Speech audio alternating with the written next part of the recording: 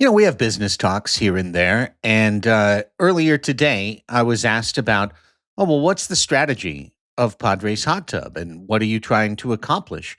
And my answer to them is the topic of this little ad at the top of the show. It said, actually, our business model is to service our community. And that community is our patrons. And you can be one of them by going to patreon.com/Padres Hot Tub and signing up. It's still only $5 a month to be a patron of Padres Hot Tub. Every time I log into the Patreon website, it says, hey, you haven't raised this rate in 100 something months. Why don't you do that? And I say, well, I don't know. It's kind of becoming the Costco hot dog for me a little bit. It's like I like having something that is a set number that is really affordable, that everyone can afford. And we then endeavor to provide like three times the value of that back to you with the free shows that we do, like Banter the Show, which is becoming extremely popular, especially in the off season, with all the post game shows we do throughout the regular season, access to our Discord. Someone was trying to sell me on a business model of a thing today. And I said, well, I've got all those things you want. And it's called the Padres Hot Tub Discord. It's the place I want to go online to find out things, that aggregates the most interesting information about the Padres, but surrounds it with great talk and really good perspectives, smart perspectives, people who disagree but do so in a way that's not, uncivil. It's really great.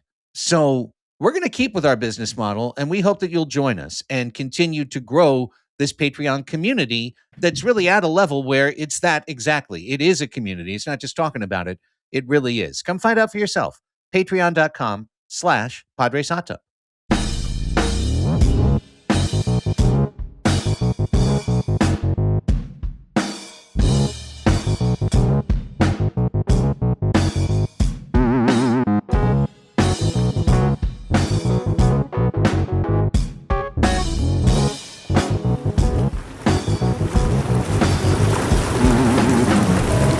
Welcome to the Padres Hot Tub, everybody. I'm Elsten, Chris Reed, Raphie Cantor here with you Monday, December 15th. Happy holidays to one and all.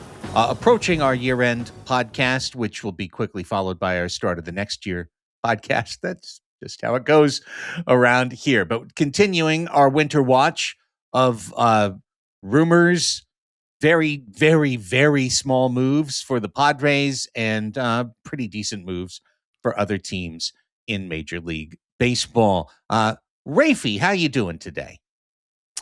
I'm good. I'm well. It appears that the stove is boiling at sort of a low simmer.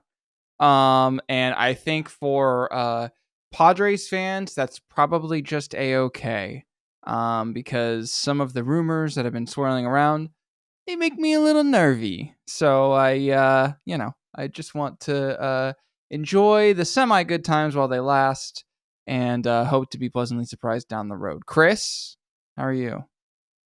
I'm doing well, very much in the same place as you, Rafi, trying not to get anxious about the future while appreciating the present.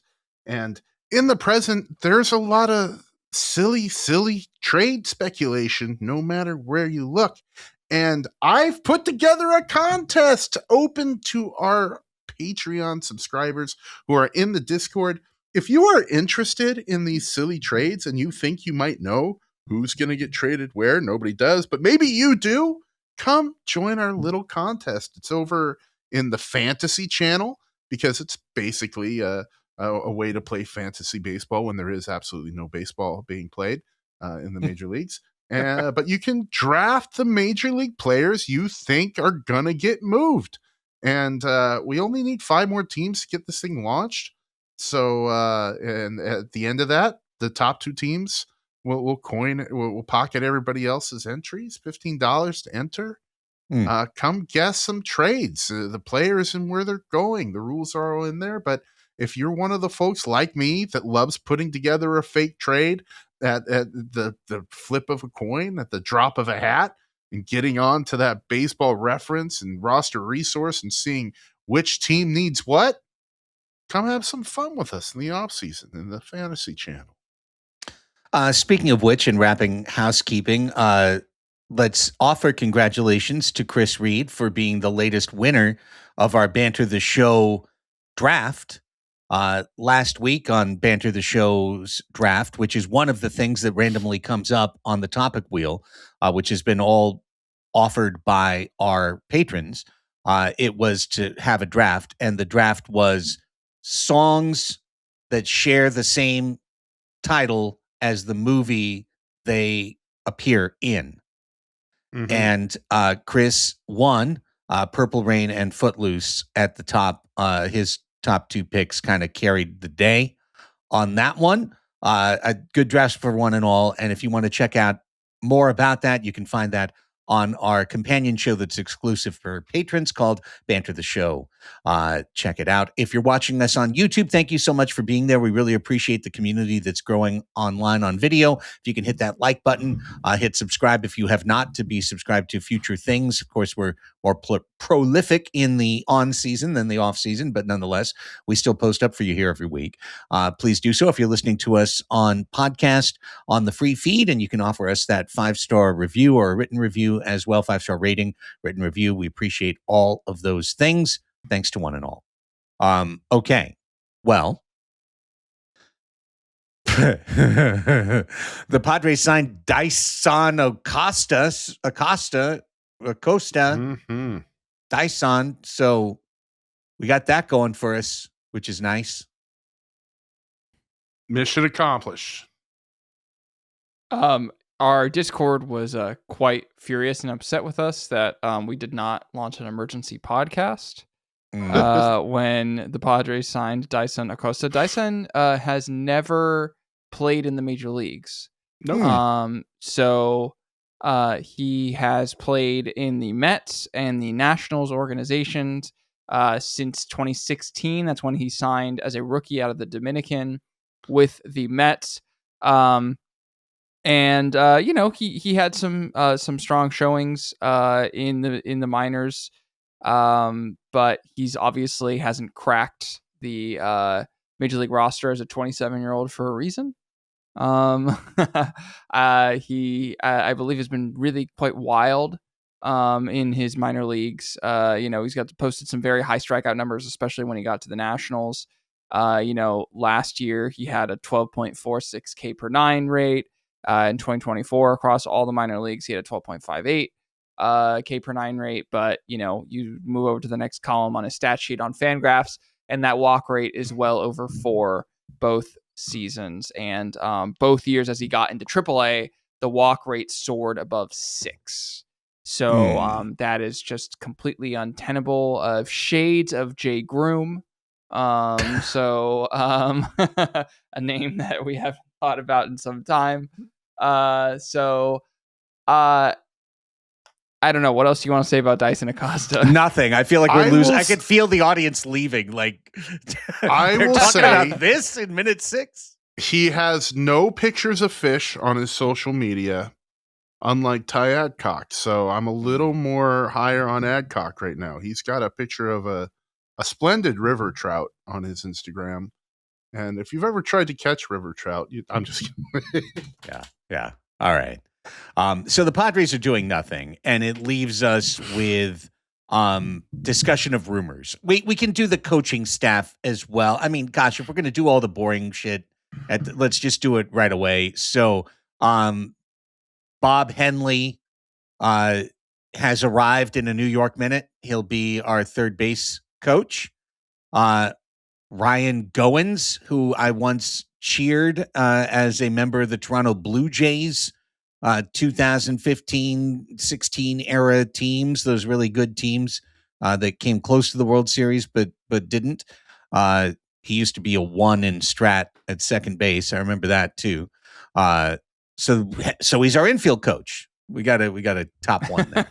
Ryan Goins is the infield coach, and Kevin Plawecki, who was already in the organization as a roving catching instructor, will be heading up to presumably help Luis Campusano.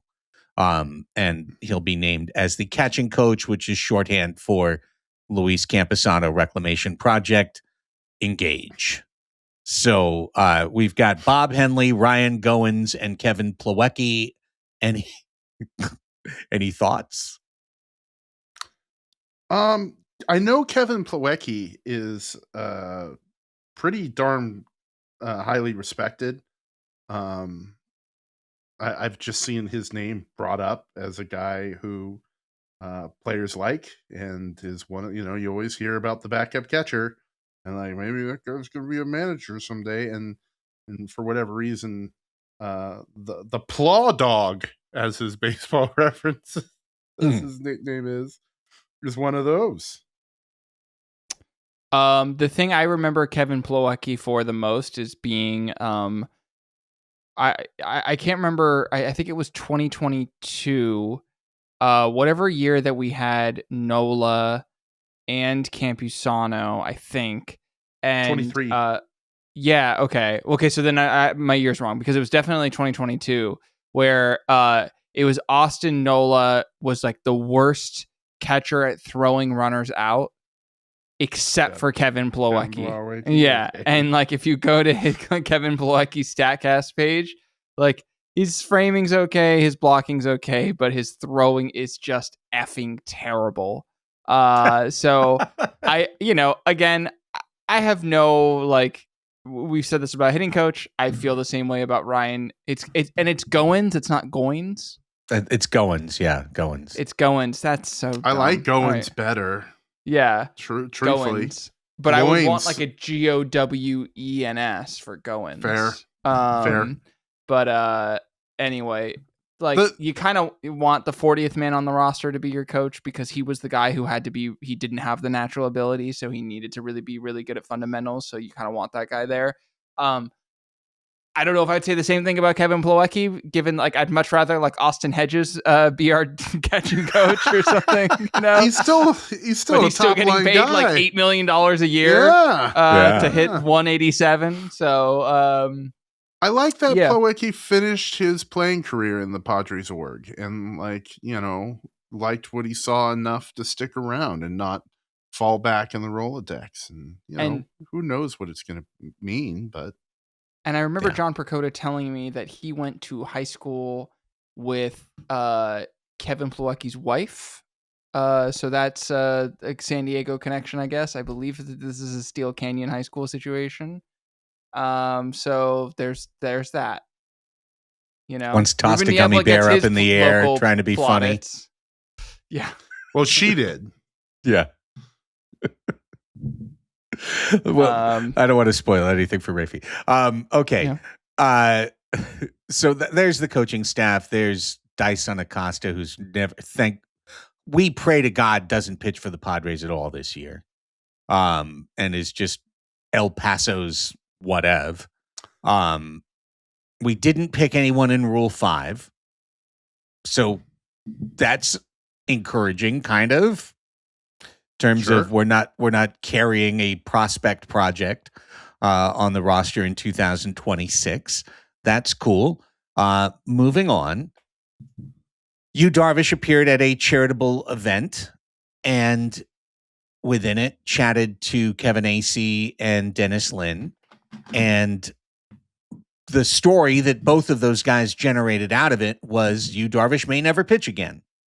And right back to, is he going to retire or isn't he? The subject that we thought we put to bed when he announced his Tommy John surgery and his intent to be able to come back and throw the ball comfortably. He kind of semi-clarified that what he meant by that was like play catch with his college-age son who's going to be at UCSD, and his other kids, and not necessarily throwing a mound. However, he did not rule out coming back to throw on a mound, and said that if that's kind of where his arm and his heart told him to go, that's what he would do. The only really newsworthy thing I thought in Acee's piece, guys, was that there has been some at least peripheral discussion between team and agent or team and player about a buyout scenario where the Padres just, give you a sum of money to stop and end the overall contract commitment and just turn it into a payment. and so long. And if Yu decides to retire, I think they'll probably get to that. But for the Padre fans who read that today and then went, okay, cool, Yu's going to retire, and we can use that money and we can go get a starter to replace him. That's not how I read it. I read it as at least for a year, he's going to continue to enjoy the Padres' money while he rehabs. Yeah, I saw the comments and they were through an interpreter, but the demeanor of both Mr. Darvish and his interpreter was fairly straightforward. I wouldn't say somber, but like serious, businesslike. Like and the gist of it is he needs to have a working arm and not a throwing arm. Like this is his third arm surgery. And he doesn't want to not be able to use one of his very precious limbs. So that's what he's focused on. And pitching again sounded not a priority would be an understatement. Yeah. I didn't read too much out of this other than a guy who's realistic and is saying, this is sort of like the opposite of what you would expect a Joe Musgrove to say, for instance, of like, I'm gonna battle back. I'm gonna be a dog, like whatever. I think, we never, I think still, correct me if I'm wrong, but we have never had a confirmed story about Yu Darvish's prolonged personal absence a couple seasons ago, of what that was about. And I don't, so obviously it's not worth speculating. You can go back and listen to this podcast if you want to hear any sort of speculation. But what is evident to me is that this is a man who really values spending time with his family and knows the importance of that. And so I don't think, it's funny. I had never seen it in my life, but I was just doom scrolling the other day and I saw the video of Sandy Koufax when he retired and the press conference. That's what I thought of too. The guy, the reporter asked him, you're giving up $1.5 million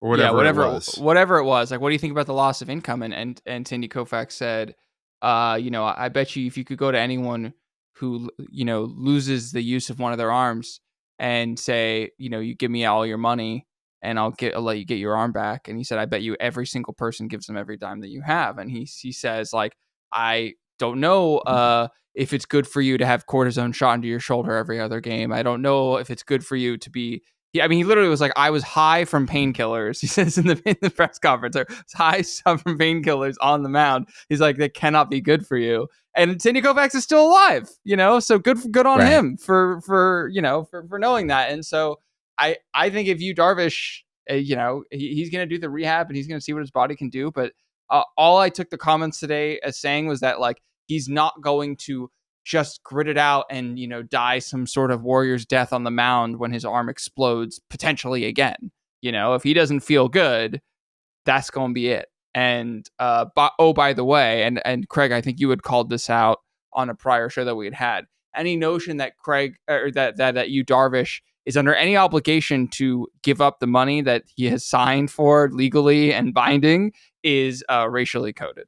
I fully 100% believe that. I do not think that a white player would be expected to give up that money or, that's going to free up things for us. Like, that's just something that is put on Yu Darvish because he's Japanese. So, well, and the only thing I'd add to that is, and because he gave up $4 million voluntarily last year, so people are like, oh, well, he gives up money voluntarily. Now he's I'm not give up sure money voluntarily. You're talking about when he left the team, right? Yeah. I went to the Padres reported payroll for that year, and it doesn't show that reflected. Doesn't mean it wasn't. But the reporting at the time was that he offered to forego that money, and I'm not positive he did. Okay, I thought it was referenced again in the story today. And that's the thing. I didn't read that all the way. Okay, hang on. Let me see if I can find it real quick. But yeah, whether that's a really interesting story. If it were true that they actually paid him in full, That would be okay. Right here from Kevin Air Conditioner. In 2024, he voluntarily forfeited $4 million by going on the restricted list while attending to a personal matter. He was on the injured list at the time and could have stayed there and been paid. And then the next sentence is sources have indicated there could be negotiations regarding a buyout of the money remaining on Darvish's deal. So, yeah, I mean, Kevin isn't dispelling anything there. But if there's ever going to be a buyout, it's going to be a Strasburg Nationals situation. It's not going to be a Ryan Sandberg, I retire, and I'm just leaving the money on the table. That's not going to happen. So unless it's a situation like Ryan Sandberg was facing with a divorce and everything else that was happening in his life. But that's a totally separate subject for a different podcast, whatever the Cubs version of Padres Hot Tub is, which will be next week. Determined very soon. Spoiler alert for the year-end show. Okay. So, yeah, any other thoughts on you? I mean, I think the way I look at it is this. I personally don't believe you is going to pitch for the Padres again. I think he's going to rehabilitate. And then there's like a, 1 in 5, 1 in 6 chance that at the end of that, he's like, no, I have found it. I have found the gear. I'm going to go. The arm slot, so to speak. Yeah. I think there's like a, maybe it's a better chance than that, but I'll put it at 1 in 5 that he gets to the end of that and says it's age 40 and I want to now try and do it all again and get it all started. I think it's more likely that he gets to the end of that and says, I'm not sure I'm going to pitch again. Would you prefer an Anthony Rendon situation where I show up for one day at training camp every year? Or should we do a buyout? And I would bet that because he's had an incredible relationship with the current Padres front office, that if this was negotiated before AJ leaves, that they would come to terms on a reasonable deal. I have had probably the most golden-hued crystal ball when it comes to my thinking on you and his extension, and it's never been lower. Like I'm very pessimistic he's going to pitch again, and it puts the extension in a really rough light. Even though he was coming off of 200 innings, the year he signed it. Since then, he's given them, 303 seasons, and not nearly enough of them were effective. So congratulations to my haters. It seems like the Darvish deal, signing a 36-year-old pitcher at the time, I think he was that to a 6-year contract. Yeah, congrats to my haters. I think you got that one. Okay. Well, with that, let's keep the ball rolling. Straight into Rumorville and other teams' actions. Look, we didn't even put this on the menu, but it just goes without saying that the Dodgers got a lot better. I think the one move that they failed to make last year is the move they made. They got Edwin Diaz, for God's sake. They got one of the top 3 closers in baseball. So last year they failed to do that last year. They got Tanner Scott and he sucked. Yeah, but that's not, they didn't know that. They don't know crystal ball. Yeah, but Tanner Scott wasn't Edwin Diaz. Like, he wasn't a marquee closer of the sport. Yeah, he had an amazing 2024 and finished out with the Padres. Like, good for him, getting that check much bigger. But yeah, Edwin Diaz has a pedigree, and he's a dog. I mean, like, he's a dog. He's legit. He's one of the hardest pitchers to hit in the 2020s. So him being on that team sucks. He's 3 years younger than Robert Suarez, which kind is of wild. Mind-blowing. Is wild. And it just means that, Sasaki goes back to being a starter. Their starters are starters again. They're not going to be riding starters as relievers through the postseason again. And even if they did, it doesn't matter. They're just a super team. So put them aside, but they did the thing they had to do. They got Edwin Diaz, and that's just, to me, and we'll talk about this more momentarily or in a little bit, closers matter more the better you are. Right? Like if you're an average team, your closer is incredible. Yeah. Cool. That's every Talk to the Blue Padres. Jays about Jeff Hoffman, who is quality, but Right. Jeff Hoffman. But it's still Jeff Hoffman. But if you have an incredible closer on a mediocre team, you're the Padres for the last, the previous 20 years before the 2020s.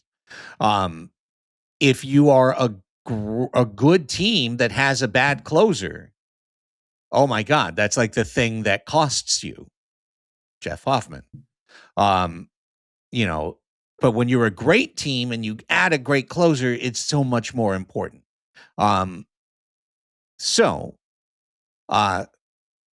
With that, there were a week of rumors coming out of the baseball winter meetings. Nothing actually happened for the San Diego Padres, but everyone got to write about the Padres for a few days. And of course, the people who write about the Padres the most are New York baseball writers. Because if you are a New York baseball writer, the San Diego Padres are, to you, a farm system for Major League Baseball. They are a meaningless, pointless franchise as far away from the Big Apple as possible that's never won anything. And the one time that you tried, the Yankees swept your ass. So there. New York baseball writers think that whatever's cute stuff has been happening in San Diego the last couple of years, they are surely, quickly going to resort to what's in their mind the resting state for the Padres franchise, which is sell off your good players to New York teams for what the Mets or the Yankees need. And right now it's the Mets, and the Mets are in a bad way because Pete Alonso left and Diaz left, right? People are leaving the Mets. So they figured what better way than to say that the Padres are going to give up Nick Pivetta and Ramon Laureano and Mason Miller in exchange for McLean and Tong and Sproat, or maybe not McLean, but Sprong and Sproat and Tong. I made him Sprong and Toad. I think that's a Teenage Mutant Ninja Turtle villain is Sprong and Toad. Correct. Right next to Bebop and Rocksteady. So a lot of New York generated fan content that we poor Padre fans had to filter through, knowing that probably every inch of it was bollocks. The yummy bit was Lindor potentially having such a poisoned clubhouse with the entry of Juan Soto. We got a recap of Juan Soto in the middle of the season saying, "No, our captain is Starling Marte." Definitely not the beloved shortstop in the infield there. And I thought that was kind of a savory smell. That was kind of fun, but you said it, like all the New York media, be it Yankees, be it Mets, all week long. Tatis is coming, or we're getting Jackson Merrill. We're getting Jackson Merrill and we're getting Mason Miller. That's who we're getting for our guys who have thrown 30 innings of Major League Baseball starting pitching and none of it being that effective, and that's fine. The Padres, because of the money they spent past 5 years and because the swings AJ Preller has taken last big meetings, they have been manna for journalists and sports writers. Like, they have been absolute content machines, and that's not going to go away anytime soon, even though I think the fans in the know in the San Diego market have lowered their expectations for the fireworks. Yeah, I think about this in the context of we're now 2 years on from the second Juan Soto trade, the one that sent him to New York. The Trent Grisham trade. The Trent Grisham trade. Yeah. And we are also allegedly, according to reporting from the Boston Globe, days away from hearing Michael King's destination. and Michael King allegedly is going to land in the AL East. The three candidates are the Yankees, the Red Sox, and the Orioles. So, we can kind of like start just ever so slightly, to look back at that trade. We obviously don't know how the Randy Vasquez and the Johnny Brito of it all is going to shake out over the next 4 years, but I think we can probably safely say that they will not have the impact that any of the other players traded had. And I do think you have to say, I mean, we didn't prep this topic, so I don't want to do a full relitigation of that trade, but Michael King gave you one great year and one not good year. And thank you, Sleep Train. Thank you, Sleep Train. And everyone else in the trade has been blah for the Padres. And Juan Soto gave the Yankees an unbelievable year. And Trent Grisham gave the Yankees a pretty good year last year. Better year than he ever had with the Padres. Is that true? Actually, I don't know if that's true. But yes, probably. It's definitely true. Oh, no, absolutely. Considering his best year was 2020, and it was so it was shortened. Yeah, that's right. That's right. So, and now he has re-signed with the qualifying offer for the Yankees. And I would say that trade outcome for the Padres is probably on the better side of how trading a superstar normally goes, but you could probably still say that they quote unquote lost that trade. The lost year from King is brutal. Yeah, it possibly swings it, but hey, don't leave out Kyle Higashioka hitting 20 home runs between regular season and postseason. Yeah. I mean, that was a huge part of 2024's team. Vasquez is going to continue to provide innings for the team. Brito is probably the one that we never hear from again.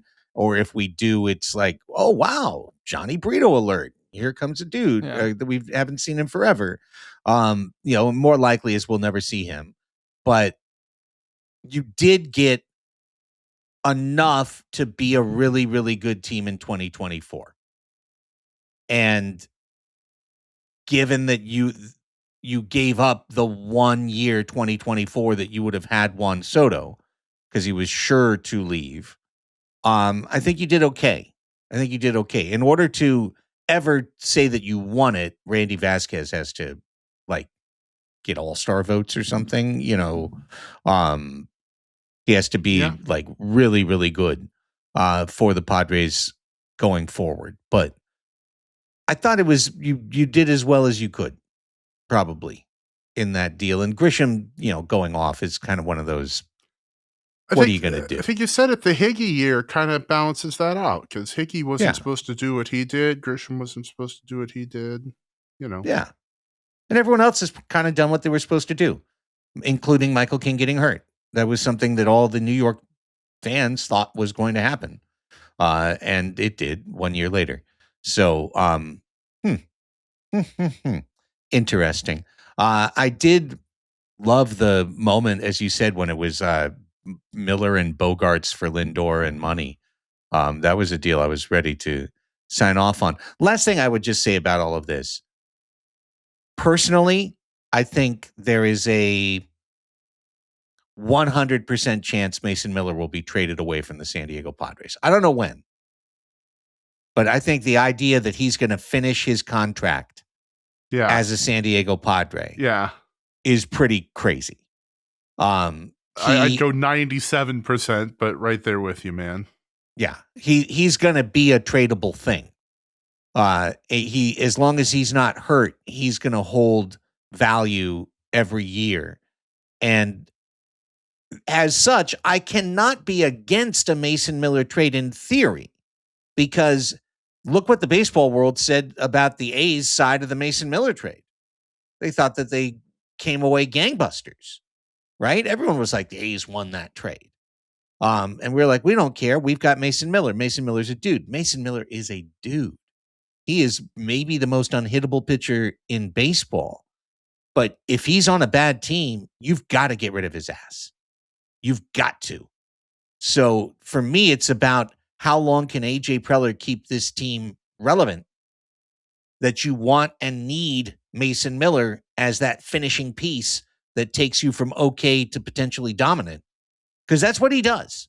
He takes your team from, oh, yeah, you're pretty good, to, oh, my God, if this team has the lead in the eighth in the playoffs, and this guy can come in and just throw 104 with a slider that's 93, like, it's over. And he's shown he can throw multiple innings, and he can do that. So he's the true luxury item for the Padres. And if at any point they need to flip him for a more, a station wagon for the family as opposed to this hot rod, like, they're going to have to do that, and they will.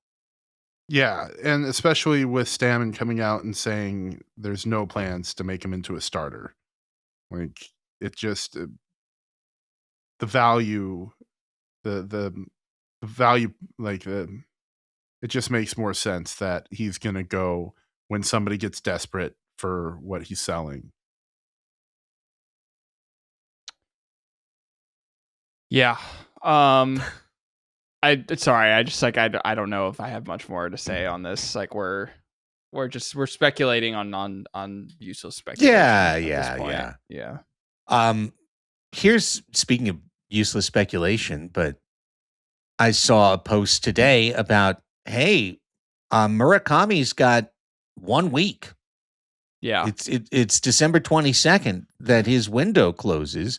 And it was, here's the list of teams that are interested. And the top team on the list was the Padres. What does that mean? Nothing necessarily. Means AJ Preller went to Japan a bunch and saw him. Would you be surprised if we signed somebody out of Japan this year? No. I wouldn't. No. I'd be stunned if it was Murakami? Yes. Why would you be stunned? Just because his value, like his projected value, is really high. He's likely going to get a 9-figure contract. That's not set in stone, but Masataka Yoshida got that. Seiya Suzuki came pretty close to that. And it's not like the Padres couldn't wiggle. Like, Jake Cronenworth is $12 million that they can move around if they signed him, because they're not positional analogs, but there's a lot of sameness going on there. But yeah, I don't think the Padres are gonna swim in those waters. Wouldn't he play first base for the Padres? I'm gonna counter. Yes, I'm gonna counter. I'm gonna say that he makes a lot of sense for the team, and I would say that both Yoshida got a 5-year $90 million deal, and Suzuki got a 5-year $85 million deal. So what I'm wondering is, has the Kazuma Okamoto market heated up a lot? And because, if you look at all the underlying stats, there are a lot of concerns about Murakami's strikeout rate, right? Which was climbing a lot in Japan. And, I think there are probably a lot of MLB teams who are scared of signing Murakami, and Okamoto is probably the more quote unquote surefire bet in terms of his bat skills translating to Major League Baseball. But I would say, if that is the case, if that scenario is playing out, that Okamoto's market has heated up and Murakami's market has kind of started to simmer a little bit, that it's the kind of high risk, high upside move that makes a lot of sense for the Padres. And Craig is AJ. Pointing at me. AJ. It's AJ's profile. He'd be betting on the skill set, and he'd love the gamble, I think. And specifically, if it hits, it is massively important for the Padres. It is huge. What is the thing that this team, it feels like since Adrian Gonzalez, they haven't had a actual franchise first baseman, which the cornerstone of every good baseball team is that they have a cornerstone first baseman. Like, look at the World Series teams this year. They had Freddie Freeman and Vlad Guerrero Jr. And that's it. And if Murakami, again, we are 2-3 years removed from this guy being like, oh my God, this is the second coming, and people marking their calendars for 2026 when he can post and join. And things have slowly gotten a little quieter. I'm not saying I know that I like this move. I'm not saying that it's great, but I'm just saying, if we're going from 25 million a year to 20 or to 18, all of a sudden it doesn't start to sound that crazy.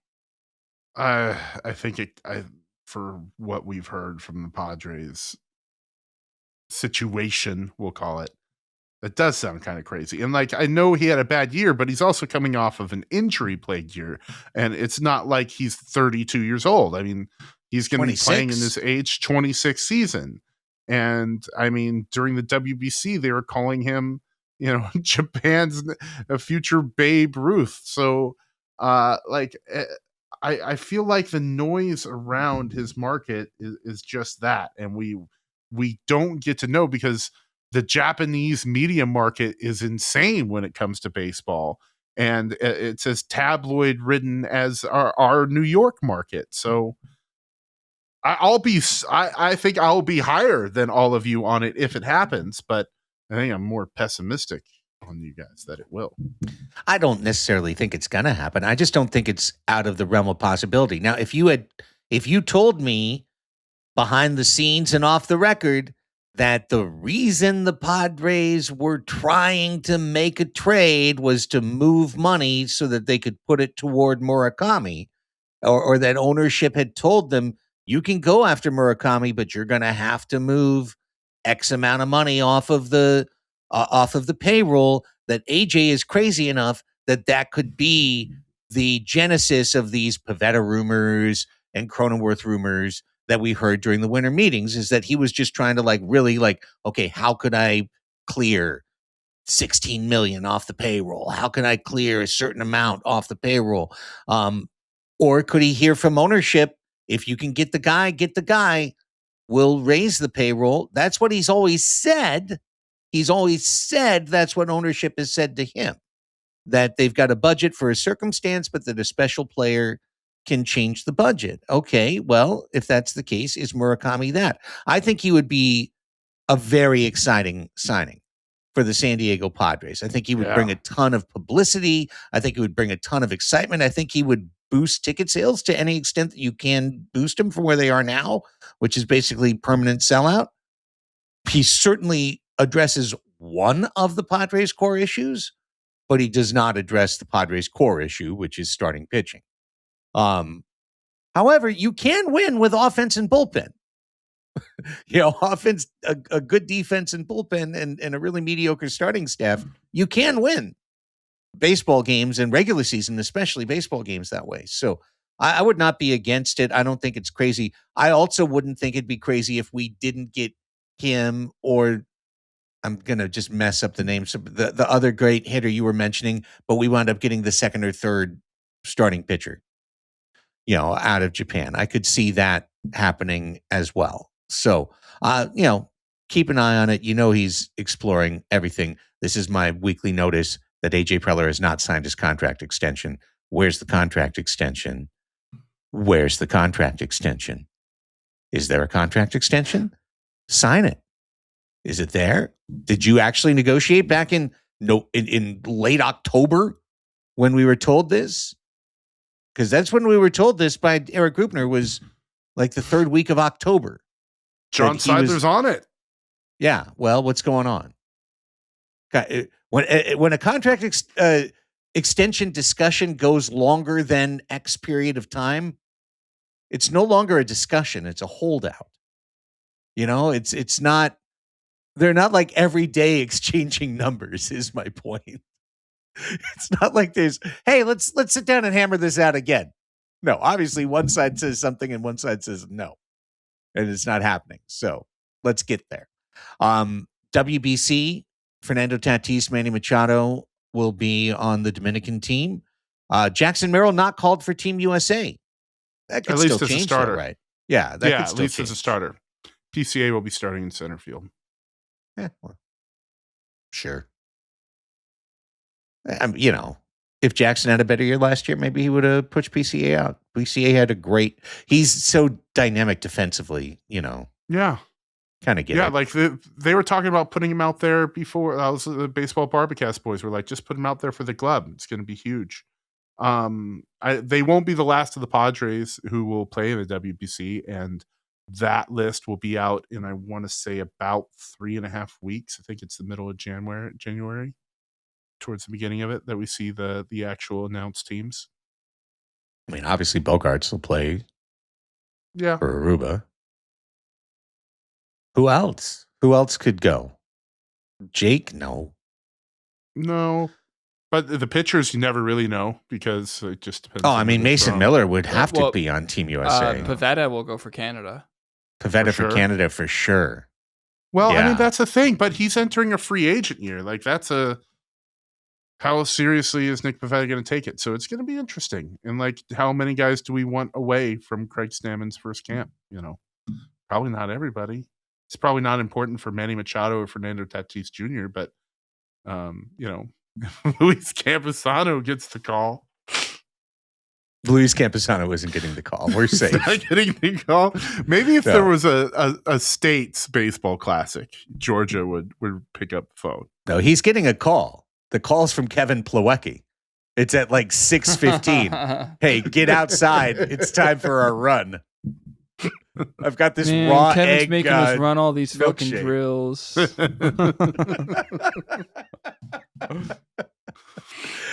We talked about Edwin Diaz. Merrill Kelly is back with the Diamondbacks.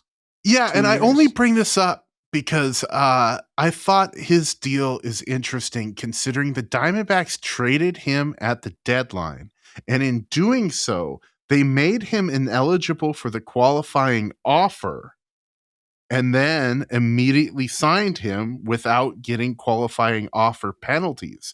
And like, I just want to file that little note away as something that can be done. You know, it's kind of like in Hamilton when the king reminisces that I didn't know that the George Washington could just step down. That's kind of weird, especially with Adrian Morejon going away. You know, maybe if the Padres are struggling, we can flip him, Trade him and then re-sign him. Bring him home. Bring back our Morejon. The problem is Kelly's 37. That's why he's re-signing in Arizona. He's old. Sure. And, Getting happy that with 20 his tax-free and then the house he's had the last several years. Getting that 20 mil AAV. I just thought it was an interesting deal and an interesting thing that teams can do and like worth noting. Fair. Any other Merrill Kelly? I mean, Merrill Kelly makes the Diamondbacks a little bit better, but not significantly, seeing as we know what he is and what he's done, and he's been there for a long time. So doesn't really change the D-backs. And the D-backs are reportedly heavily shopping Ketel Marte. So, you know, how serious are they? Question mark. Is interesting. I mean, the Diamondbacks and the Giants this year are just so fascinating to me. Because Giants in the same situation, right? Like they're talking about spending money on the area around the ballpark, not the roster. Well, and they have a new manager. What's his face from Tennessee, which is Vitello. Tony Vitello, right? And that's just a giant question mark. If that experiment's going to be successful. So, and I feel like of Padres, Diamondbacks, Giants, it's probably safe to say one of those teams will make the playoffs. Yeah, I mean, at least, yeah. I think it's more likely than not that one of them makes it. I think for all three to miss the playoffs, would mean that it's an NL East slugfest with one of the Brewers and Cubs taking the other wild card spot, which is possible.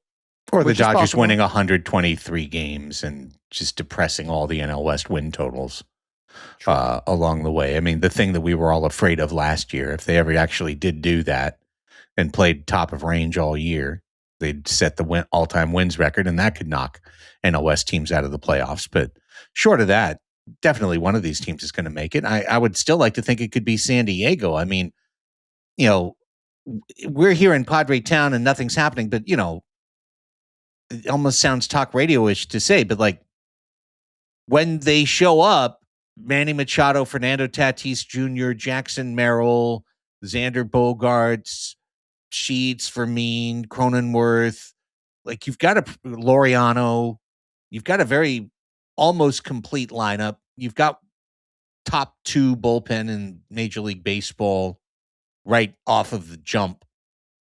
You've got a good team. You just got to add a little bit to it. You know, Joe Musgrove is going to be back. Is he going to be amazing? He's probably not going to be worse than a lot of the numbers of the guys that left. You know, I mean, Darvish had an ERA over 5.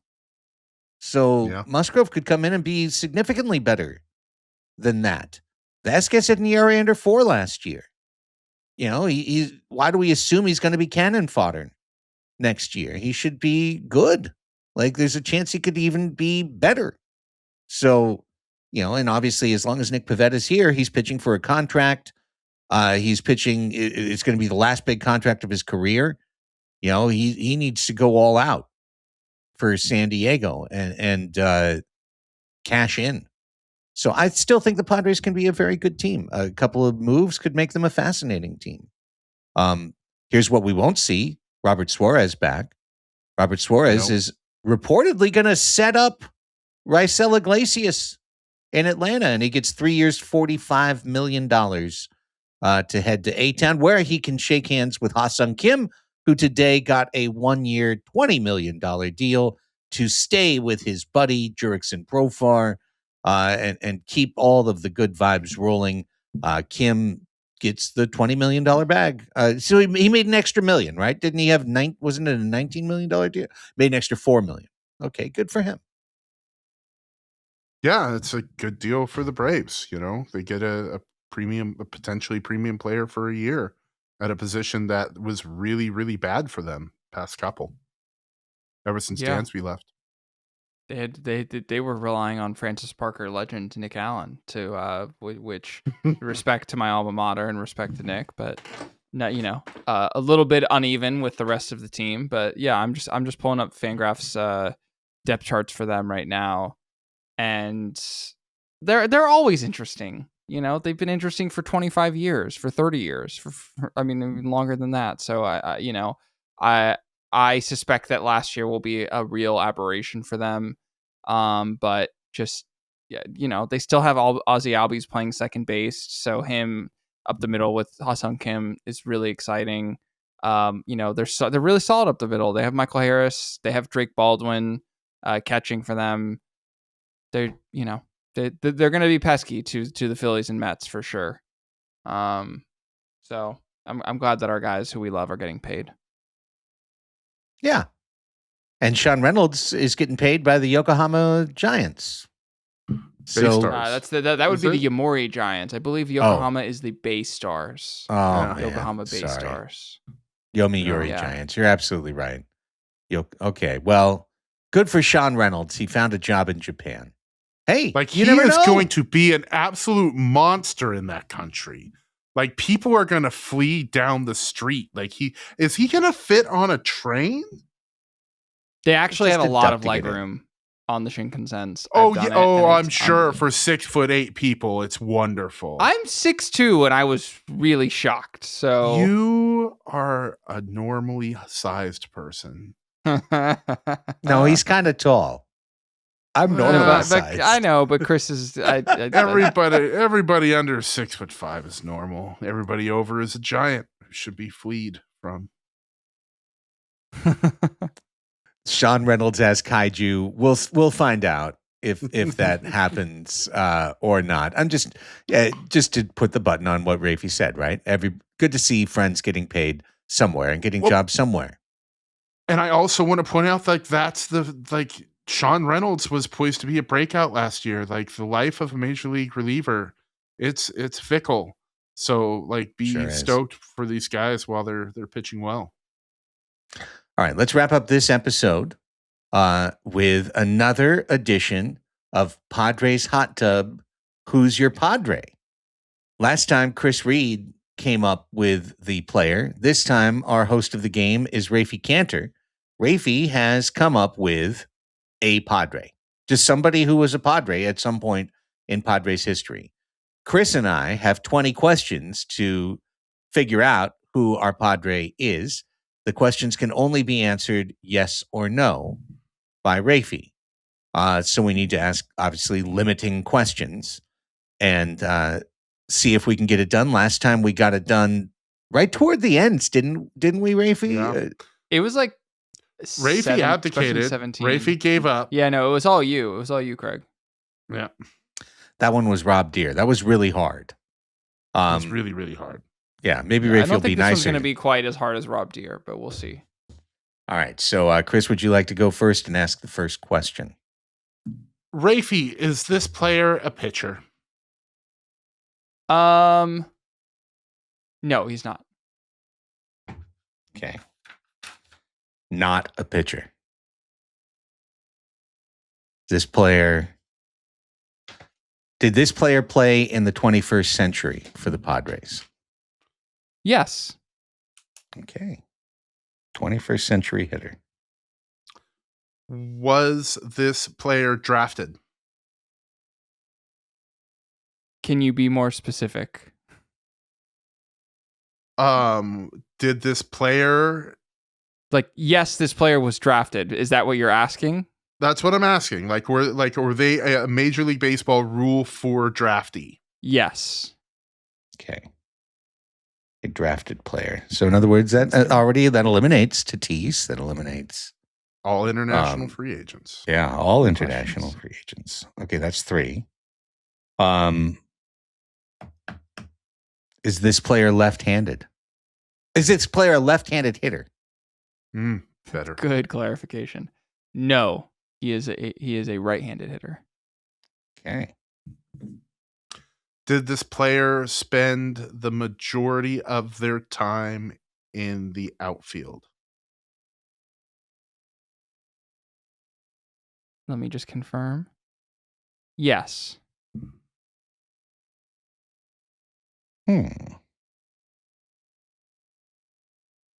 Was this player drafted by the Padres?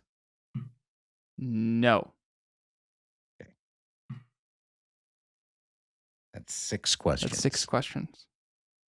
Did this player play for the Padres in the playoffs? No. Okay. So that means 7 questions. can't be 05, can't be 06, can't be 2020 or beyond, probably. Has to be very specific to not be a non-playoff player who played in the 2020s. So maybe that's where we limit again. Did this player play for the Padres between 2000 and 2009? Yes. Okay, so that means, Chris, it's either between 2000 and 2004, right? Yep. Or 2007 to 9. So we're down to those 7 years. I believe it's been 8 questions. Did this player play for Bruce Bochy? Yes. Ooh. So we're talking pre-2007. Which means 2000 to 2004. Yep. Wait. Yeah. Bochy left in 07? 07 was Blood Black's first year. Got it. Yes. Okay. Hang on. Okay. So now we got a right-handed hitting outfielder who played for the Padres during the years that I'm most familiar with the team. So this should be really good news. Outfield majority, right-handed, drafted not SD, 21st century hitter. Okay.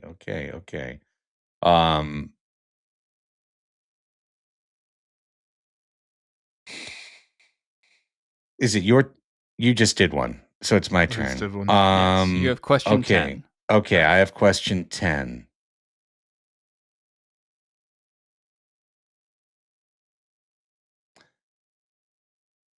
Did this? Oh, that's too specific. I don't know. Do I want to be really take a stab at a guy? Already, not the name, but one that would really lock it in. Yeah, sure. Did this player play for the Braves in his career? No. Okay, so it's not Ron Gant. That certainly was specific. There are other Braves outfielders I know, but this okay, player we're halfway black? home, Chris. Halfway home. Sorry, go ahead, Chris. Is this player black? No. White, Blanco. Interesting. Okay, eliminates Rondell White. That's another one I was thinking about. That was, and a couple other fringer guys, but yep. Not drafted by the Padres. 2000 to 2004. Oh, but I don't know how to narrow it down for this dude. Okay. All right. Well, hang on, but it is Craig's turn. It's my turn? Yes. Yes. I thought I just did No, you did black. Chris, Got it. Chris just asked the racial question. Yes. Okay. You asked it so much better last time, Raphie. You were like, even the way I I'm think I did comfortable was is he white, which somehow feels better.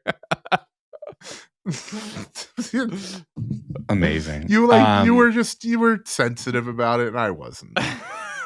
Did this player play in his career for the New York Yankees? Yes. It's gotta be. All right. So hang on. It's back to Chris. Chris with question 13. Did this player accumulate more than 20 career WAR? No. Is this player Bubba Trammell? Yes. Good job, Craig. Bubba Trammell. Bubba, who was an answer to one of the trivia questions. He was. That Monty did. And Chris, since Craig, you were ineligible, but I'll give you a quick hit because I have the question in front of me in which he came up. Yes. The top, and I'm just curious if you can get any of these, and then we'll end the show. Which is the topic is single season wonder, and the question is between the start of the 2000 season and the end of the 2020 season, 5 players had their only career 20 home run season with the Padres, and one of them is Bubba Trammell, who had 29 home runs in 2001. So I'm just curious. The Monty wanted 3 of the 5 named in trivia. That's insane. It was very hard. It was a very hard trivia question. I'm just curious if there are any guys that pop to mind. You know, the guy that I thought this was going to be, and that's why I asked about the WAR question, was Victorino, and I'm positive he's not going to help me here. Yeah, he's a switch hitter anyway. Oh, that's okay. So, right. But sorry, I mean, for that doesn't matter for Raphie's current question, obviously. Yeah. And also, go ahead. Reggie Sanders was in that window, I'm pretty sure. 1999. Yeah. Fuck! But he also hit more home runs elsewhere. Correct. I'm going to be bad at this. I'm going to be real bad at this. Then don't worry about it, because this is a very hard question. I was just seeing if there are any names. Yeah. But I will give them to our listeners as a treat. Credit to Monty. So the 5 names listed are... Where did the trivia go? The trivia has switched windows on me. Here we go. Christian Villanueva with 20 home runs in 2018. Yeah. That was the one I had no idea. Completely forgot Christian Villanueva. Yeah. Ryan Schimpf in 2016. Oh, that should have been instant, but for some reason 20. I was thinking of other players. Got that one. Will Venable with 22 in 2013. Yeah. Kevin Kuzminoff with 26 in 2008. And Bubba Trammell with 29 in 2001. Yep. For some reason, I was thinking of players who came into the organization as opposed to Schimpf. And I know Kuz wasn't drafted by the team, but they traded. We traded for him. Yeah. Yeah, he made his debut as a Padre, though. Pretty sure he was part of 2 trivia questions that night because he was also one of the 10. In terms of we acquired him in a 1-player trading Josh Barfield for Kevin Kuzminoff. Oh, I would have been awful at that one too. Well, don't worry. The two of us, we carried the torch for Padres Hot Tub at the game. Although I did not win. Came in second by 2 points. I just remembered Yonder Alonso, and there was one other on those 10. Did you 10 get guys. Final Jeopardy again, like the year prior at the trivia, where there was just a guy who really knew the game of Final Jeopardy and killed everybody? I mean, kind of. I mean, but we gambled. We doubled up. We went max and got it right. Got Final Jeopardy right, but still lost by 2. So I think they did Final Jeopardy. Yes, I think they bet exactly the right amount to win. Jerks. Anyways, that's that for that. That's that for this episode of Padres Hot Tub. We'll always be back with an emergency episode if the Padres actually do anything. Otherwise, we'll talk to you next week. And until then, for Raphie and Chris, I'm Craig saying, go Padres!